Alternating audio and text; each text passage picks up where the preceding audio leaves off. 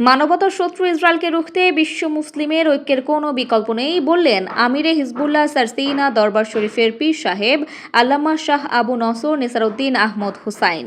সারসিনার পীর সাহেব বলেন, সদ্য স্বাক্ষরিত শান্তি চুক্তি একতরফাভাবে লঙ্ঘন করে মানবতার শত্রু ইসরায়েল পবিত্র মাহে রমজানে সেহরির সময়ে গাজায় নির্বিচারে বোমা হামলা করে একদিনে সহস্রাধিক বেসামরিক মুসলিম নারী, শিশু ও বৃদ্ধকে হত্যা করেছে।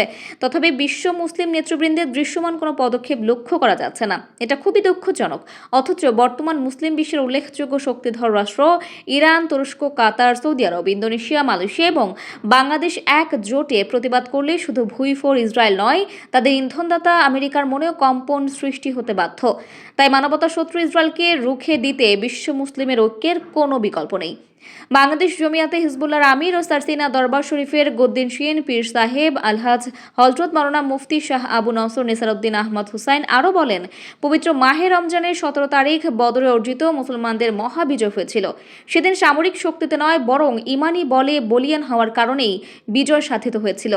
বদর আমাদের প্রেরণা, বদর আমাদের চেতনা, বদর আমাদের অনুভূতি। এটাকে ভুল প্রমাণ করতেই ওরা বদর দিবসকে এ ন্যাক্কারজনক হামলার জন্য বেছে নিয়েছে। মূলত ওরা বিশ্ব মোড়ল আমেরিকার ইন্ধনেই এ দুঃসাহস দেখাচ্ছে। কিন্তু মুসলিম বিশ্ব ছাড়া আমেরিকা অচল। তাই মুসলিম ঐক্যই আমেরিকা ইহুদিদের কুমতলব রুখতে কার্যকর ভূমিকা রাখতে পারে। সারসিনার পীর সাহেব বলেন, প্রথম বিশ্বযুদ্ধে তুর্কি সালতানাতের পতনের পর হতে অদ্যাবধি 100 বছর পেরিয়ে গেলেও যুদ্ধ শেষ হয়নি। ওরা ইসরায়েলকে অবৈধভাবে মুসলিমের ঘাড়ের ওপর চাপিয়ে দিয়ে অঘোষিত ক্রুসেড চালিয়ে যাচ্ছে। তাদেরকে প্রতিহত করা আমাদের ইমানি দায়িত্ব। প্রতীক্ষার প্রহর আর কত লম্বা হবে, যখন আরেকজন খলিফা ওমর অথবা সালাউদ্দিনের আগমন ঘটবে, যার হাতে মুক্ত হবে বায়তুল মুকাদ্দাস, আর ফিলিস্তিনিরা পুনর্বাসিত হবে তাদের বাপ দাদার বাস্তুভিটায়।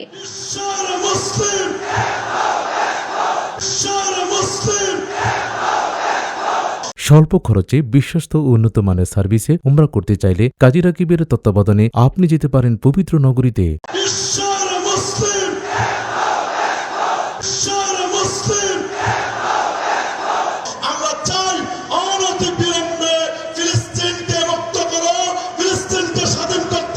প্রধান অতিথির বক্তব্যে জামায়াতে হিজবুল্লাহর অবিলম্বে ইসরায়েলের ওপর অবরোধ ঘোষণা করতে বাংলাদেশ সহ বিশ্বের সব দেশের প্রতি আহ্বান জানান। অবিলম্বে ফিলিস্তিনের উপরে সন্ত্রাসী সেই ইসরায়েল কর্তৃক হামলা বন্ধ করতে হবে, ঠিক কিনা বলেন? বাংলাদেশ সরকারের কাছে আহ্বান জানাই, সারা পৃথিবীর সকল রাষ্ট্রপ্রধানের আহ্বান জানাই, অনতিবিলম্বে ইসরায়েলের উপরে অবরোধ দেওয়া হোক। ফিলিস্তিনের নিপীড়িত জনগণ স্বাধীনতা না পাওয়া পর্যন্ত লাগাতার কর্মসূচি করা হবে বলে জানান সংগঠনটির নেতারা।